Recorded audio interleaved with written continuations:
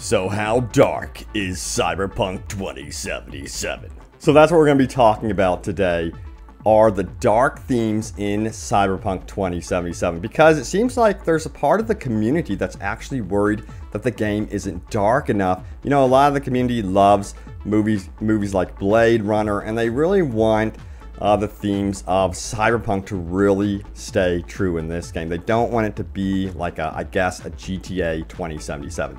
So we're going to be talking about that, official responses from the developers, plus we're going to be talking about the extensive quest lines. I mean, these quests, all the side activities are going to be far more extensive than even The Witcher 3. And then we've got news about your personal apartment and vehicle in Cyberpunk 2077. So welcome back, everyone. I hope you all are doing good. Open World Games here, and let's dive straight into this right now. Remember, by the way, leave a comment down below because I feature top comments at the end of every video, and I'm doing the same thing in this video, so you never know, your comment may appear in future videos. So let's do this. So this is from Mikkel, who says, you guys really need to show the more dark side of the game. RPG side is even more important. People think this is GTA 2077. Even I am a little worried now. Let me know if you guys agree. Are you worried at all that this is going to be ending up like a GTA 2077?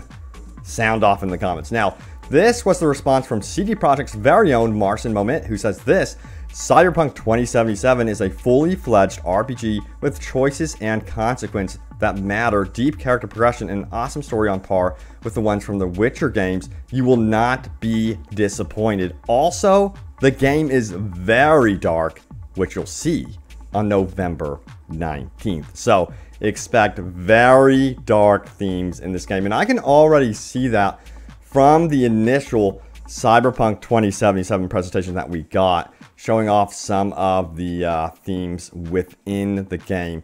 And yeah, I can already pick up on the Blade Runner-esque type city here as well. So I think personally they're really nailing it and doing a very good job. And you can also see some of these themes by the character choices that you will be making from the outset of the game.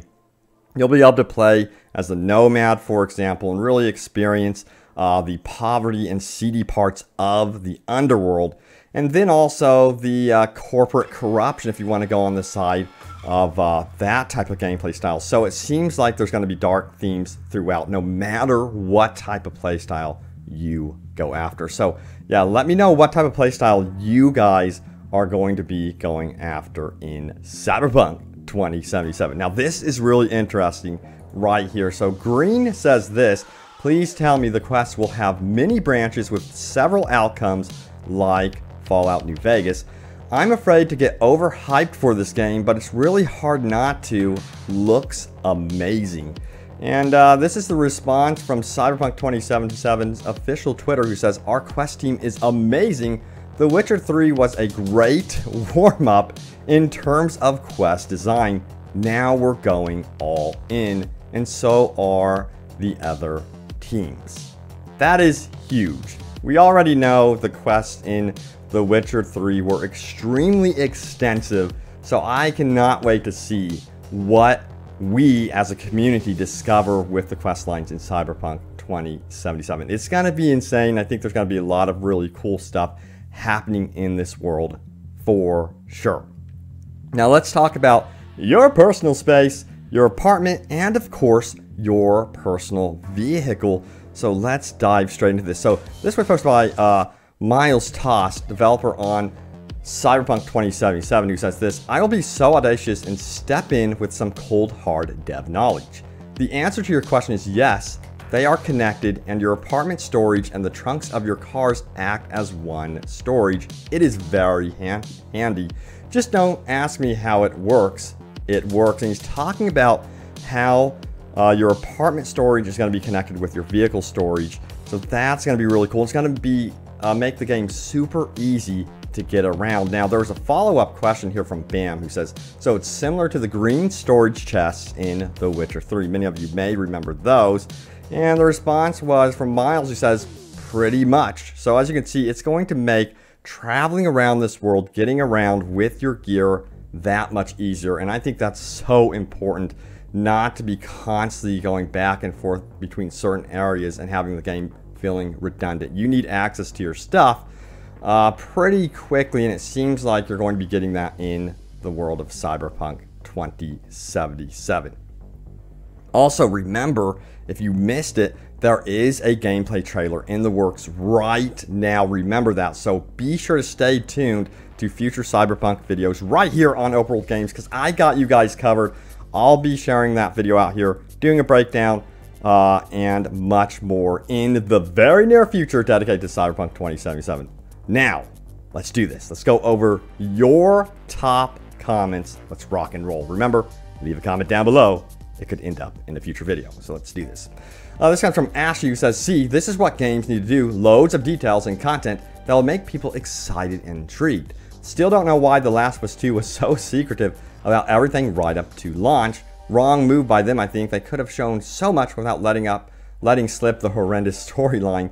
This game has so much hype. Just gutted its first person.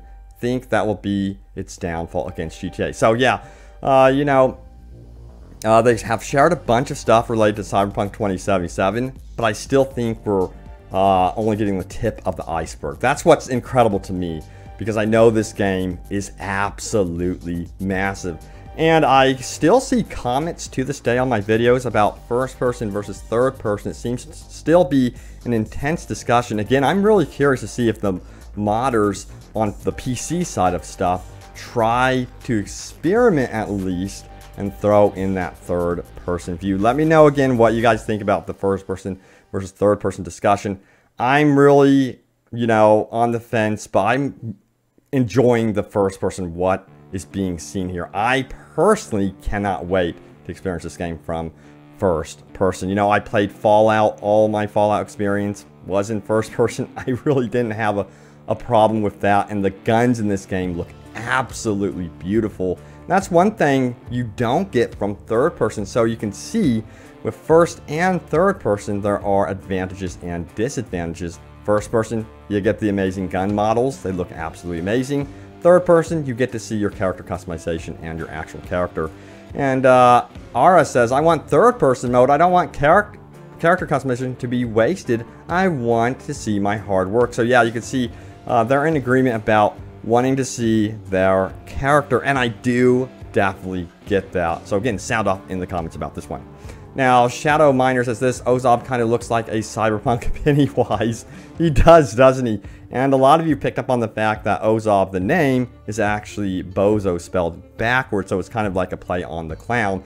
So yeah, I think he's going to be like a psycho clown, revolutionist, mercenary type character in the game. And he was recently introduced. If you want to find out more about him, check out the videos in the description, because I do a ton of Cyberpunk 2077 videos, as many of you guys know. And guys, I gotta say thank you all so much for tuning into the videos. It has been absolutely incredible, and I'm gonna keep going and cover this game extensively for you all. There's gonna be videos every single day up until release and after release, so a lot of amazing stuff coming up here on Open World Games. Can't freaking wait for this game. Thank you all so much once again for the love and support. Hope you enjoyed the video, and I will see you all next time. Take care.